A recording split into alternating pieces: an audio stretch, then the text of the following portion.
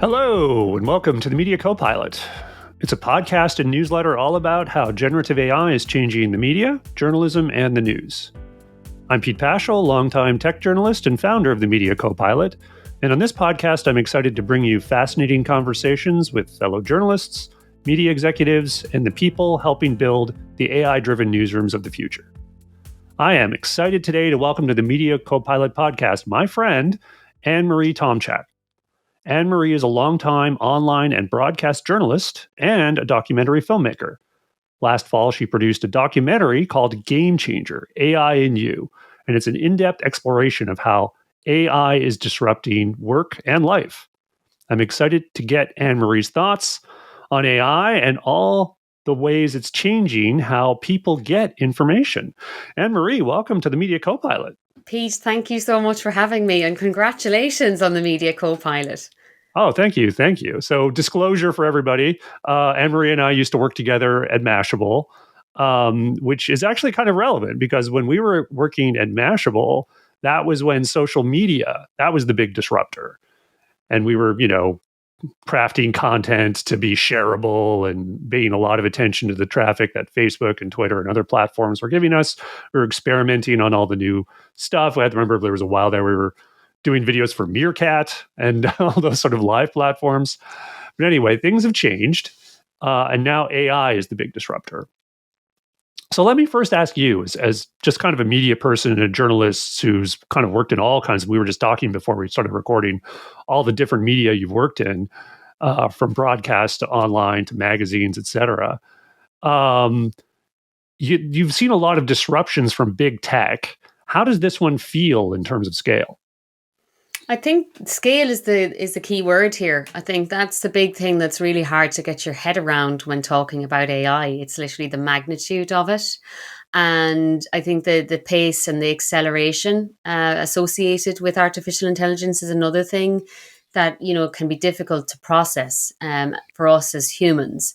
And I think, I think some newsrooms are still playing catch up with regard to how social media has disrupted the nature of producing journalism and distributing it, and the kind of impact that tech platforms have had on the business model and the revenue model for newsmaking and for journalism.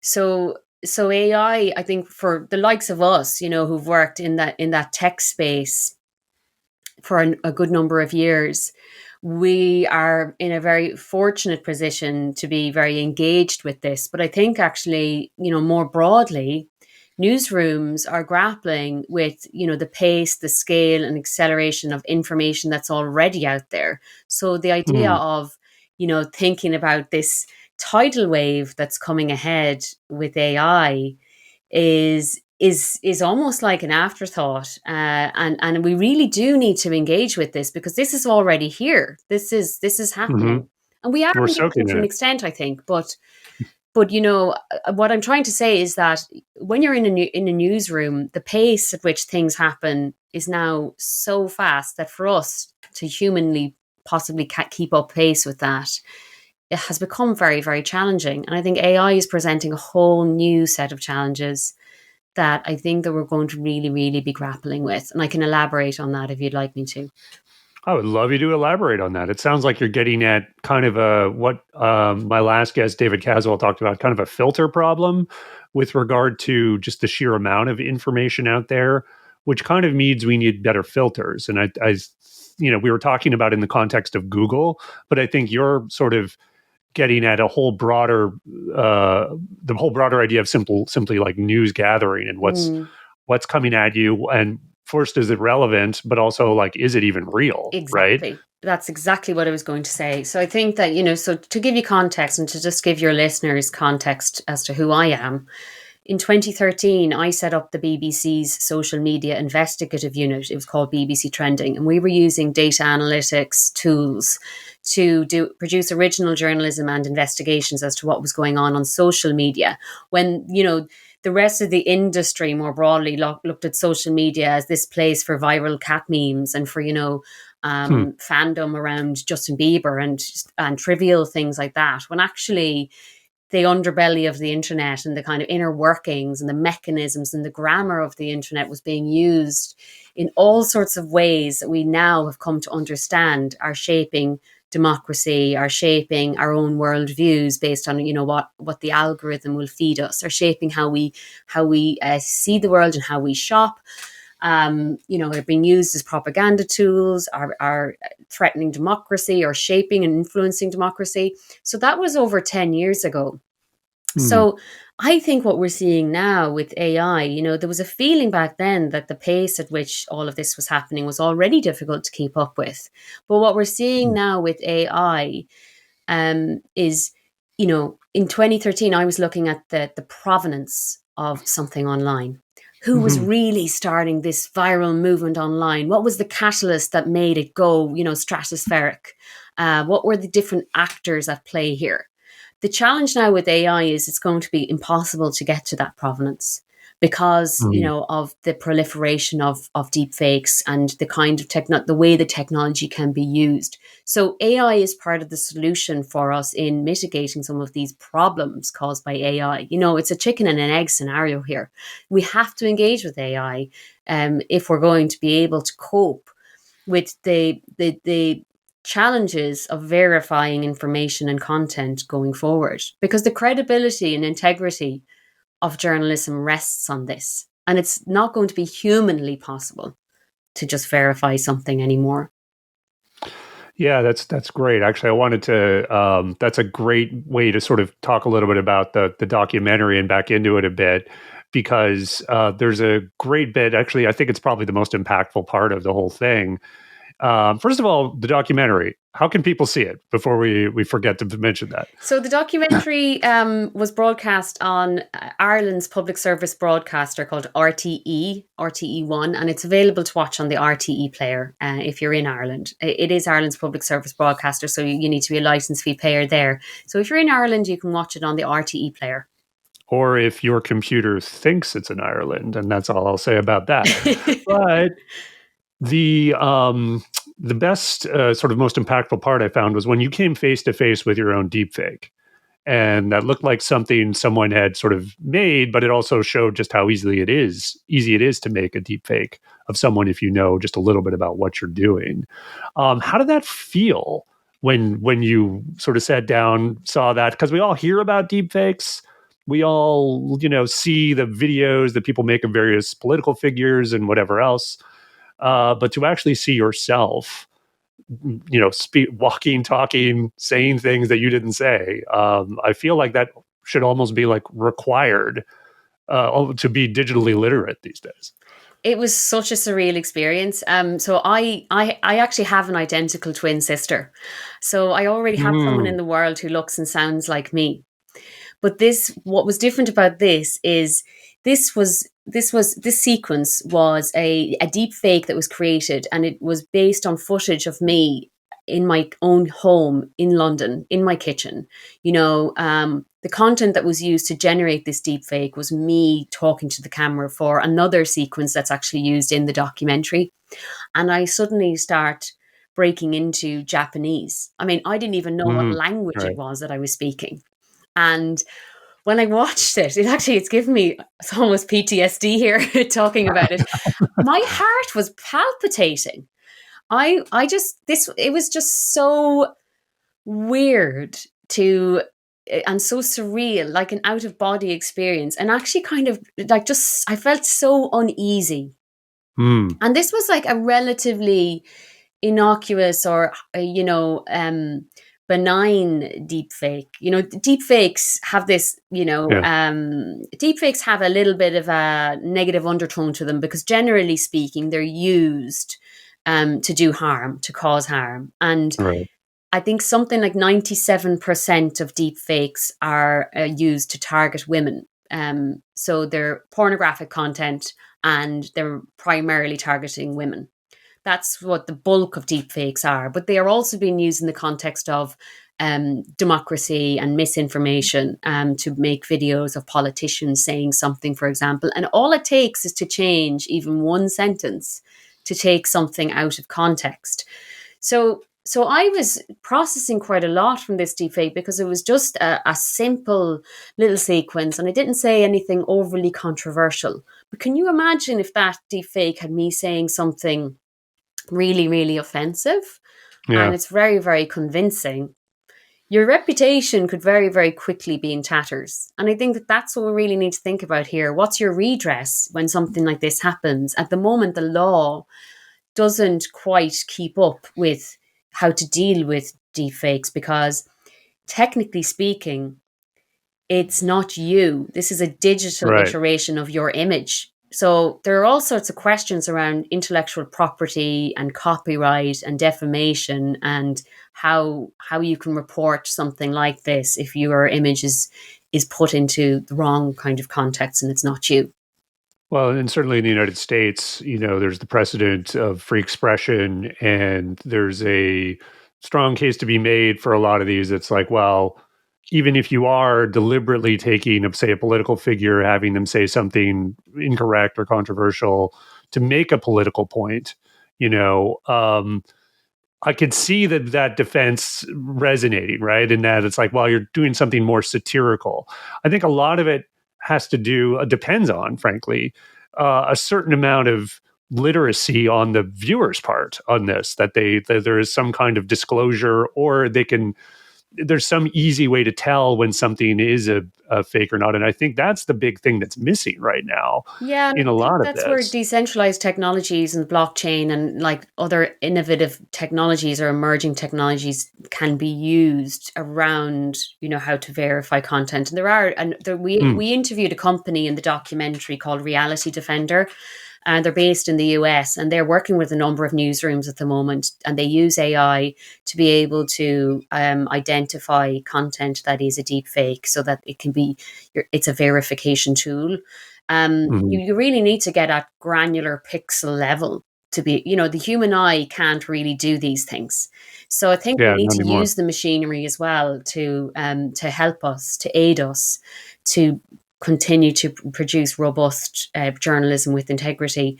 But the other thing I think to say is that even if someone knows this is a deep fake, but Anne-Marie has just said X, Y, and Z, it's planted the seed.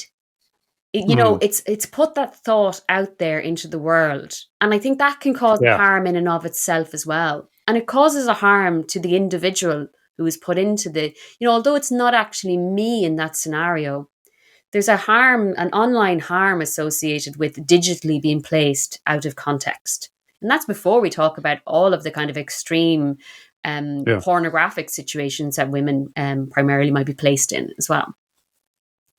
Yeah, no, that's a really good It's point. a heavy area.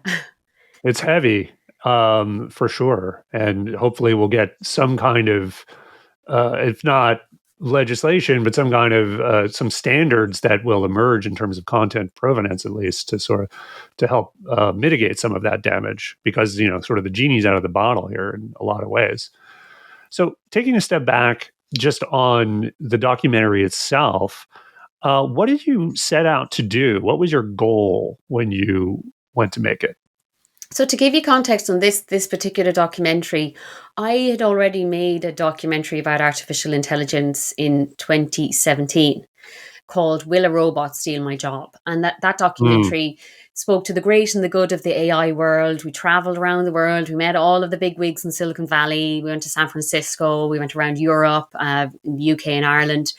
And we were looking at a lot of the existential questions around the importance that your job has for you, and the kind of threats that AI was posing to the workforce, because the reports for many years are that AI is going to um, lead to so much unemployment and take over so many jobs in the future that we could potentially be in a situation where millions and millions of people are out of work, and we need to consider something like universal basic income. So we got to explore a lot of those existential questions and the meaning of life through our work. But it felt like in the past year, a shift had really happened with regard to, the evolution of generative AI. And if you look at the pace of the adoption rates around OpenAI, for example, ChatGPT, that was at a scale Sure. that I think we hadn't really seen before. And I think that the kind of development of the technology had gone in a direction that even surprised the AI community. So Hmm. it felt like this was the time to revisit this topic from the context of generative AI, and also looking at really fundamentally what makes us human. Because we'd looked at the existential questions. And it's very easy to get quite sci-fi on this. And the big goal that I Right. had was not to go and produce a piece of content that was just going to scare the living daylights out of everybody. I wanted to engage with this topic in a way that was going to demystify AI and actually show a wide range of contexts under how this is being used and look at it in a pragmatic way. And I'm really proud of the piece of journalism that we produced. It's a piece of public service. It's gone out on the public service broadcaster, and it is public service. It's about looking at the possibilities, how STEM, how science, technology, engineering, maths can transform the world, how AI can transform the world around us.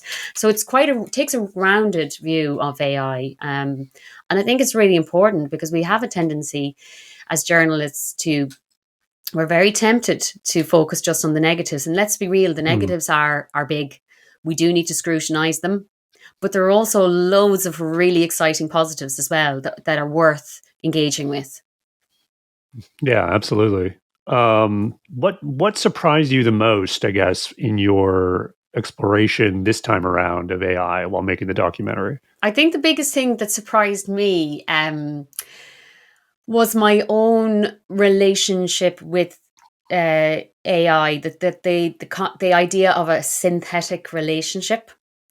Mm. So there's a scene in the documentary where I go and I have a chat with Amica, which is the world's first humanoid robot, and this is effectively a robot, physical robot, with with generative AI plugged into it. So it's using Chat GPT to have a Right. conversation with me, but also really, really sophisticated robotics to Mhm. do things like wink and smile, and had the facial expressions. And I'd already been doing a little bit of work looking at those synthetic relationships with chatbots, for example.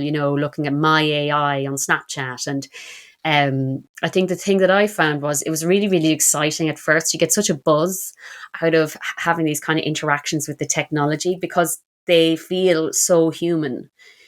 We have a Mhm. tendency to project our own behaviors onto the technology. But then after a Right. little while, you start to realize this is not human. And the buzz changes. It changes from that excitement to realizing that there are just limitations to this and this is just a Mhm. useful tool. And I think that was the big revelation for me. Um, because I was looking at AI in 2017. We looked at creativity and relationships and lots of things, not just jobs. But I think with this, it feels like the tech is becoming so sophisticated that there is I think we will see a day where people will be interacting with AI and actually finding an element of meaningfulness from that. It's not the Mhm. same as you and No, I having a already. chat, Pete, but it could be the It's getting next there. best thing. Yeah, yeah, I get what you mean. But I also think, yeah, there's times when you're sort of seeking that out, and there's times where it's like I think you're getting at is not to get too caught up in the interaction that you are having with AI because it isn't human and it's not thinking the same way we are. Yeah, So, it's just a yeah. computer like giving you back a load of words, really, when you think Mm. about it like that. That's essentially what it is. It's a piece of software. And we can romanticize these things and anthropomorphize them. We have a tendency to do that. And why are Mm. robots primarily being built in our own image? What is it that we are Mm. trying to learn about ourselves and discover about ourselves through this endeavor? AI could Mm. manifest itself in so many other ways. And we're getting a little bit distracted, I think, by that. Mm. And it might be taking Yeah. us away from really getting to the real beautiful possibilities that there are for AI because of our Do own you have self some? obsession as humans. Yeah. Well, it is. It's true. We do anthropomorphize. I think because the world's designed for humans, mostly, at least the human world is, sort of I can understand an idea of like getting an AI, a physical body, so that it has some experience with that world. Because one of the things that's very apparent when you just talk to an AI through a chatbot is that it has no experience with the physical world. And you get these silly things. That's the example I always point to is if you followed the Sports Illustrated debacle with their content that was, they say it wasn't AI generated, but it's pretty clearly AI generated. When you have an article that says something along the lines of volleyball can be hard to play if you don't have a ball. I'm kind of like, which is correct. It's a correct thing to say, But no but human it's would ever also write something something a like that. human, yeah, a human would never write, Anyway, so like I know you don't want to spend too much time talking about the doom scenarios, which I think have been done to death, but let's zero in one very specific doom scenario. And it, of course, surprise, it has to do with media. And the media industry obviously has had a tough time for the past several months, if not a few years. And, add to that, and that's not for AI reasons, or at least not specifically. AI is maybe a part of the picture now. But there's no question that as media is adapting to this environment, AI is a big factor in everyone's minds, right? And particularly various jobs. So I guess I would ask for both your perspective as a newsroom leader as well as a journalist. How would you think about those things, both in terms of like an organization trying to survive what's coming and what they're already soaking in, as well as individuals who are frankly worried about their jobs as they look around and see mass layoffs and this robot that can do at least chunks of their job just as good, if not better, than they do. Yeah, I think the key with this is for digital leaders and people running media organizations is to try to look at it holistically. The goal when you're a journalist is you want to produce really high quality journalism, but you've also got to make that work from a business sense. And there, in every organization, there are always things that you need to do to compromise, in order to fulfill the 360 look of the business needs. So for example, we're already seeing commerce content being created Mm-hmm. by editorial teams who might never have gotten into journalism to write about the latest, the best jeans or the best leggings that are out there, those kinds of things. And my own view on it is, yes, I didn't get into journalism to produce that kind of content, but actually, if on balance, doing some things is going to create revenue so that we can actually do the other really, really important things, like that long form investigation that's going to take months or years to produce and needs the resources and the time to do it, then I think that it's worth it. So I think you have to look at it very holistically. And Mm-hmm. I think it's essential, back to my original point around misinformation, we're going to see that accelerate and see misinformation on steroids with Mm-hmm. AI. And we need to have the right tools in place. So there are new jobs that will emerge in newsrooms. There are already new jobs that didn't exist when I first started out. Like when I first started as a journalist, there wasn't a social media producer. Sure. There weren't content creators. There were different jobs in the newsroom. And we sometimes forget that we have a very traditional sense of what it means to be a journalist. But fundamentally, I think the best journalism is created by those kinds of human connections and by the skills that you accrue as a human being to be able to exercise that judgment and look someone in the eye and listen to what they're saying to you, and Mm-hmm. building relationships with people to elicit the response and the information that you need. And I think that Mm-hmm. that's in danger of being lost because we're in this hamster wheel of trying to fulfill content at such a scale that some of Right. the really good quality is falling by the wayside. And I think that there is a way of approaching it to be able to use the tools of AI to outsource some of the things that we actually don't really want to do anyway. Hmm. and to free us Such up. as. This is the utopia, to Mhm. free us up to do the things that we really, really want to do. That's the best case scenario. But in order to do that, we actually need to engage with it. And no change happens without some levels of discomfort. Mhm. What are those areas that you think can be essentially automated away? I mean, you mentioned earlier the commerce content and evergreen stuff, which was sort of an emergent class of journalism. Certainly, service journalism was around forever, but it went to a whole new level in the area of affiliate marketing because that became a very viable revenue stream for many, many brands. But at the same time, a lot of that content, you could see AI doing a pretty decent job of, at least, if not outright writing, at least accelerating and perhaps increasing the scale of that kind of content. So I'm just sort of taking what you said about an organization, like, okay, and again, this is oversimplified, which to say, like, okay, we got people doing the real journalism and we got people doing the commerce stuff. Well, why don't we replace all the commerce people with robots and maybe have like one editor who edits it or something?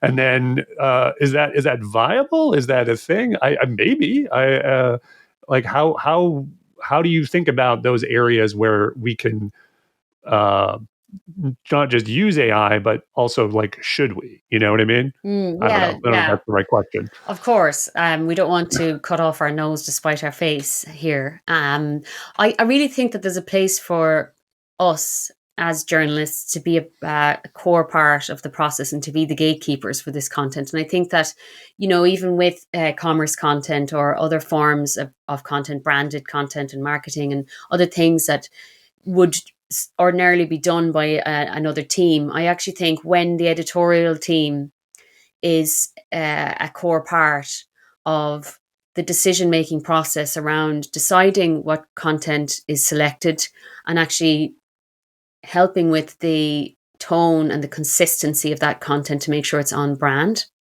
When the journalists who are out doing original journalism engage with this content as well, it's good for everybody because it Mhm. maintains the quality. And so, no different to how we use tools and software to build a web page and to publish very quickly. AI can be used as a tool, the infrastructure to have the building blocks around this content. But I believe that we need to collaborate with it. I don't think it's a case of us uh, training a language model to have the exact tone of Anne-Marie Tomchak's writing, the exact Mhm. tone, so that they know exactly how I'm going to write it. Because my tone is going to change slightly depending on, what mood I'm in. Yeah, there's probably Right. a broad tone that I have as a writer. If I feed in all of my work from the last 20 years into a language model, and then I try to keep recalibrating it to make sure I finesse it so that it's just right. But I still think there's a trust issue there that we still have to Mhm. overcome. And so I think we're not really ready for that just yet, of having a load of automated content without the book stopping with a human being, for them being the gatekeepers, because there are too many things that could go wrong. Mhm. So what is the role of AI then, do you think, in news production? Something I like to point at or think about anyway is Microsoft Copilot, not Microsoft Copilot, but the co-piloting software for coding, which tends to really accelerate a coding process, but also, the human is ultimately in control. So I imagine sometimes, like, what a reporting co-pilot, and I think this looks different for everyone's workflow, could be, whether it's idea generation, news gathering, maybe even assisting with first drafts and writing sections that are more explanatory. Do you see that as kind of the template for AI and journalism? And what are some areas maybe even that I'm not thinking about in Yeah, that? I'm really open to the idea of using AI to write articles. And I know that probably sounds a bit Mhm. controversial. I don't want to contradict what I just said Not there. here, I safe think, space. and we did this in 2017 in the documentary I made back in 2017. I went to a football match and watched a live event. And then at the end of the game, I read two pieces of journalism which were reporting on the game. Now, one was made by a human who was also at the game, and the other was produced by an AI. And I could tell which copy was automated, But actually, I was really, really impressed with the quality of the copy from the AI. It didn't have the same flourishes and emotion. I think that AI can be useful for very fact-based content that isn't really about it's not a comment, for example, or additional analysis and context that the expert journalist can come in and provide, or that your correspondent can give. So I think AI could be useful for that. It can also be useful for addressing this pace that we discussed around the pace of information that's coming in. But also, I think we could look at AI around how it can be used in training large language models and using our own archives as organizations, putting in your archive so that you can figure out interesting use cases to use that content and drive revenue from already existing content on your website or your newspaper or your program, and I think that the experimenting with AI around image generation and around visual journalism is a really important area. Again, controversial, because we have fears that if we allow an AI to start making, the bar charts or the infographics, then we are no longer needed. But the core goal here is to serve our audience and to, ensure that there is a viable business and to produce really good quality journalism. So I think it's about identifying the areas that AI can be most useful to us. And I love the fact you're called the Media Copilot, because the word copilot is exactly what AI should be. You're the pilot. You're the pilot, Pete. And you've got the AI co-pilot. And that's really what this is about here. This is about us collaborating. I read a really interesting book a while ago from Kate Darling, and it's all about thinking about AI and robots more like animals rather than as like ourselves. And we've collaborated with animals in so many different contexts and used, in agriculture, in warfare, at home, in the domestic context. So if you think of it more as a collaborator and a co-pilot, I think that mindset then can change. How do we use this technology in a way that actually makes sense for us? It's a good analogy, because animals, obviously, you train them. They also have a mind of their own to some extent. And, with AI, it doesn't necessarily think the same way we do. But the fact that the sheer magic of it, why it's so game changing, is partly due to that ability of it to surprise us. Yeah, and to hallucinate now and again.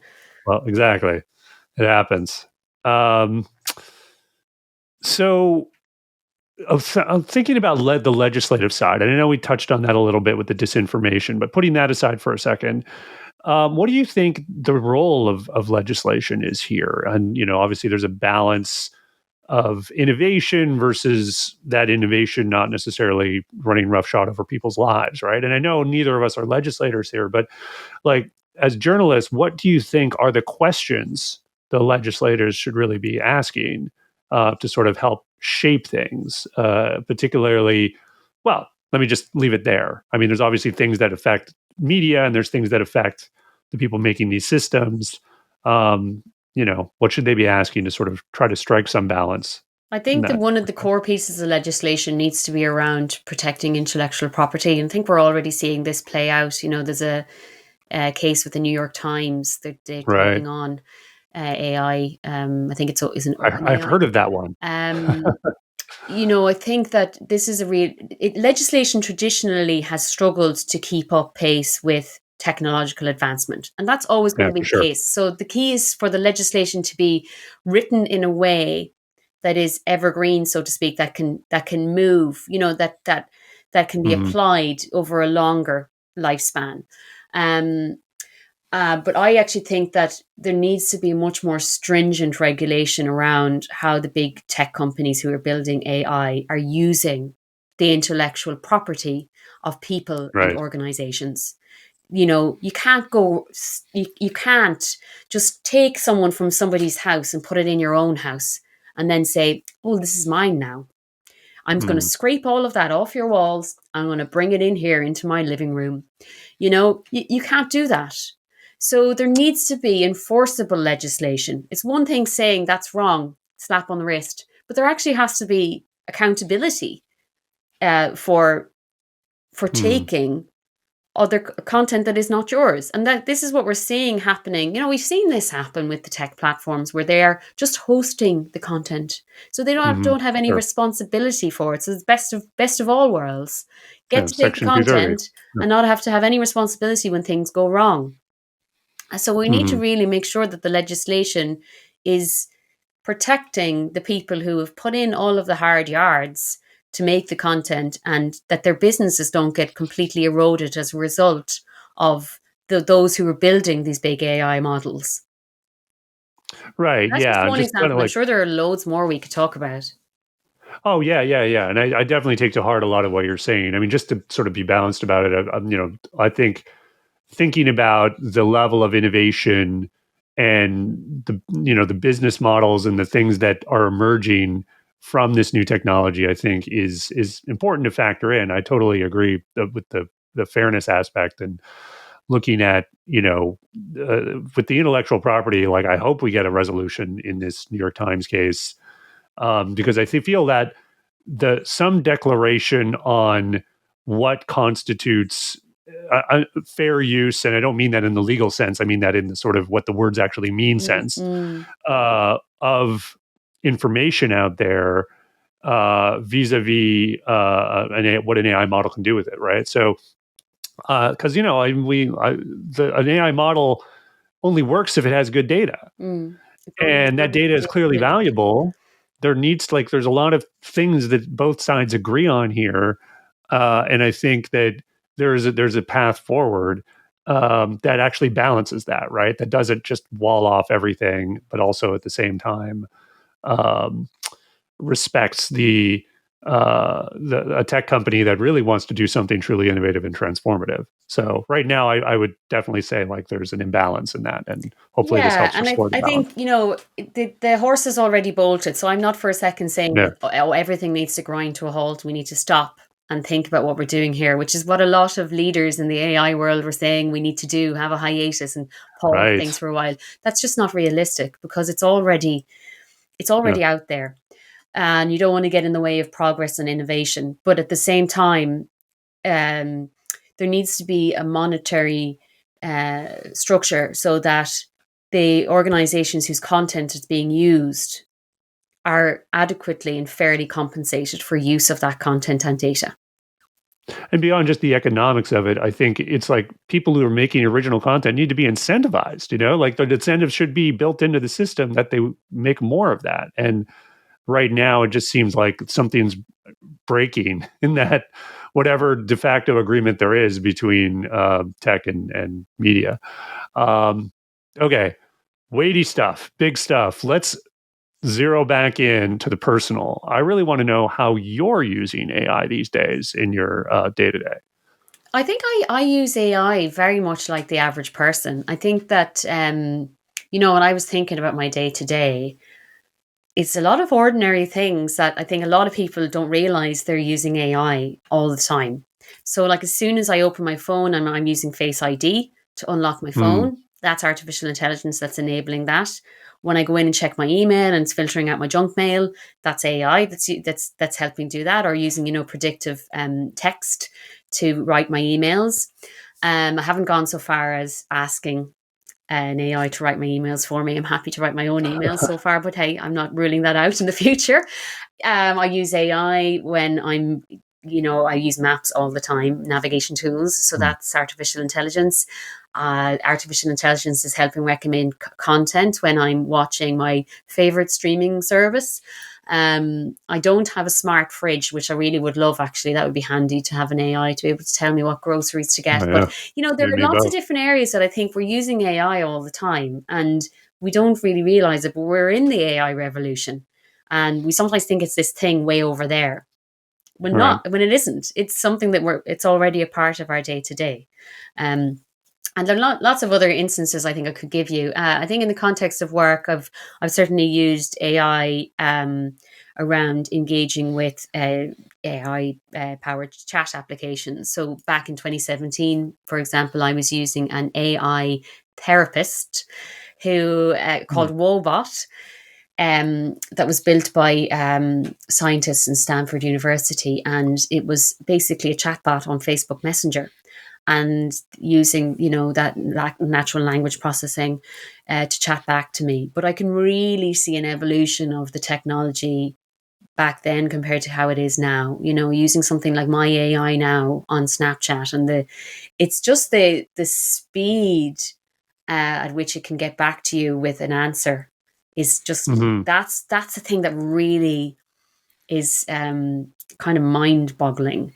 So I've used it in the context of building those synthetic relationships for research purposes, for doing pieces of journalism, but also for playing around with generative AI. In the documentary, we have a sequence where I'm walking down the street, and we play about with some of the generative AI tools to take my image and put me into all sorts of different contexts and artwork. So I've used tools in that sense too. And then there's the transcription tools that you can use for transcribing your interviews. So Pete, if you put subtitles on this interview, that's an AI powering that. Right.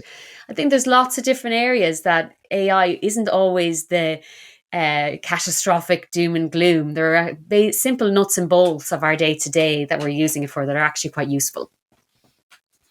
Totally agree with that. So if you had one piece of advice for particularly journalists that are probably earlier in their career, just starting out, thinking about, or are just haven't taken their first steps with AI or in the midst of it, like generative AI, what would you have for them? I think it's just to start small. Just literally take that first step. So it could be simply a case of downloading the free version of ChatGPT and playing about with it. And I think that's the key thing. That's what I was doing 10 years ago when I was piloting BBC Trending. I was downloading these different tools and I was playing with them and experimenting. And there's a part of that is just about finding our way. Innovation is about taking what's already out there and then seeing how it can be used in another way. And it isn't necessarily about making something entirely new. And so I think that's the key thing, and look at like what other people are doing, learn from those around us. That's what I try to do anyway. I think, what does good look like? Who's doing, follow the Media Copilot, subscribe to the newsletter. Pete, you love me saying that. Sign up for a class. Just go to the people who are an authority on this space to build a bit of trust and knowledge in the area. And I think also just think about your own life, because AI is so broad. It doesn't have to just be about being a tech geek. I think there are loads of different contexts where AI can be used, in the fashion industry, around the supply chain, or, in the food industry, in the production of different goods, in fertility, for your reproductive health. There are lots of different areas where AI is being put to good use. So I think it's not just about thinking of this very doom and gloom scenario with AI. It's very easy to get overwhelmed by that kind of, although it's very valid and important, it is a bit overwhelming sometimes. And I think we need to recognize that there are a lot of really important positive use cases for AI too, and get excited, that are worth getting excited about. That is a good place to leave it. Anne-Marie, where can people follow your work online?